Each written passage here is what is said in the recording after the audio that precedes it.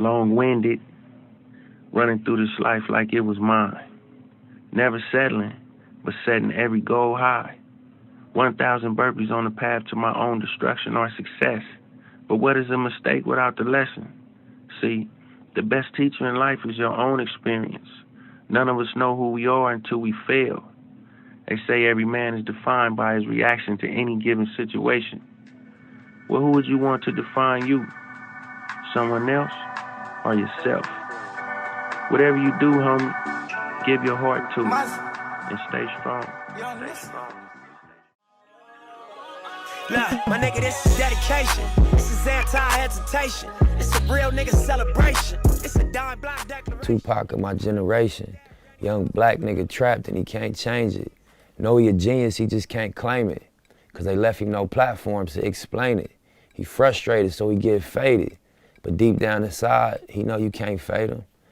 And I've had that thought myself, and I'm sure these young people coming up trying to put two and two together, deal with that, you know? So that was just an honest reflection on my mentality before I was embraced by music and, you know, got recognized and started to make money off of my art.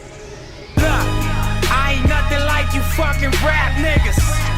Hustle man, a shooter, that's a fact, nigga.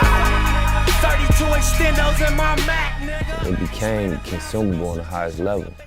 I always respect when people find that balance, when they just make such a concentrated art that it's undeniable. We could be intentional and strategic as we want to be, but at the end of the day, we all are moved by next level art. Double check the details. Gotta cross my T's and dot my I's or I can't sleep well. Millions off of retail. Once again, I prevail. Knew that shit was over from the day I dropped my preset. I ran across the homie Nipsey, who was on the verge of signing his first music deal. And so, you know, first of all, SIP to Nipsey Hussle. Miss Asphodon, we miss you, bro. The marathon continues through us. All right. For sure. But I pulled up on bro, and I asked him, I was like, bro, who you gonna sign with? Rick Ross or some other record label? And he was like, for me, it's about patience. I know the moment that I signed that contract, my life changes forever. It's about ownership, creating a long-term plan, and elevating the status of the people around you. That's what's important to me. Yeah. First of all, that conversation shot right over my head. I didn't even know what he was talking about. I didn't understand the language that he was using. I hadn't heard someone speak that way. And so I'm a second generation gang member. I got put on Rolling 60s in 1992. You know what I'm saying? Nipsey came around the hood around 2001, so it's that decade, you know, that generation apart. So he's a third generation. So looking at what bro was able to do, I'm looking at him on MTV, BET, performing, and I'm looking at my A1s, who's this is day ones, on stage with him, you know what I mean, having businesses in the Crenshaw district where I grew up. And I'm like, this is crazy.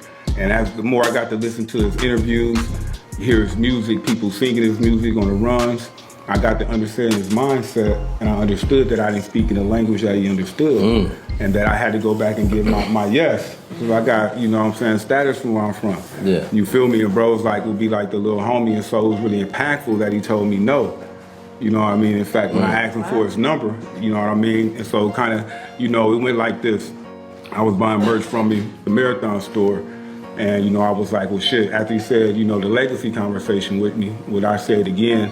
Bro said that it's all about patience, ownership, creating a long-term plan, and elevating the status of the people around you. And the next thing I said was like, yo, bro, I'm getting some work. I'm about to shoot back to the Midwest. You want to invest? And he was like, fuck no. I'm focused on this music. You feel me? And I was like, well, let me get your number, and I'll hit you next time I'm in the city. And bro was like, no. And he just stared at me, and I had just spent, you know what I'm saying, like a rack with bro. So he was like, no. He was feeling kind of like, wait a minute, what the fuck happened? So like, what happened though, like we went outside of the Marathon store, and we were standing in the very spot that he transitioned his life from the next. And before I could like ask bro to take a picture with me or any other questions, it was like a swarm of people just came.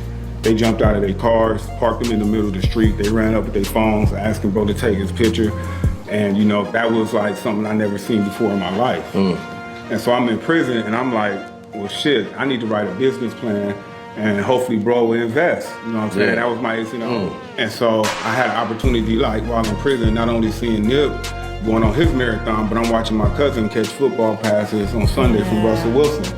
And I'm sitting in my bunk like, fuck this, I need to write a plan. This ain't it. This ain't You want to it. go to other place next. Okay. You hear me? That's some inspiration, man. So Major that light bulb inspiration. popped on and It you did. like, And it was 8 letters. Swag in. Serve, witness, and give guidance. Inspiration never ceases. And it was like, what do? You know what I mean? Because I had never been in a situation that I created anything. And that's the takeaway from this conversation. That's the legacy piece.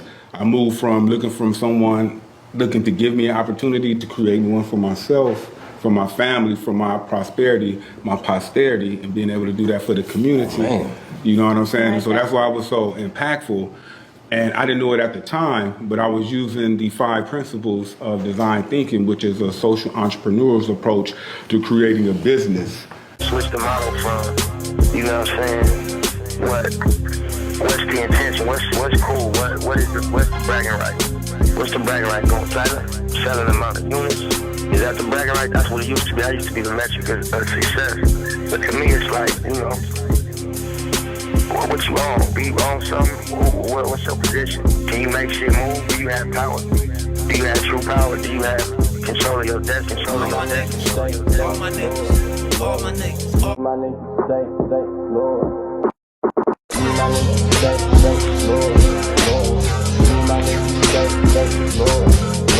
And I do not fuck with fake niggas, so rinse me with that snake. On a low pro 3-piece chrome, Asante wheels is how I'm skating. Pistol on my lap, niggas making threats. Me, I'm trying to ball, niggas wishing death. The black community, black ownership, man. Let's take a moment of silence for Nipsey Hussle. Let's get it.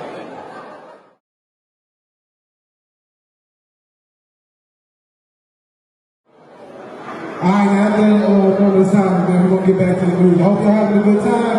I want y'all to stay loyal to the dream. Repeat after me. Stay loyal. Repeat after me, y'all. Stay loyal. There we go. Nipsey Hussle.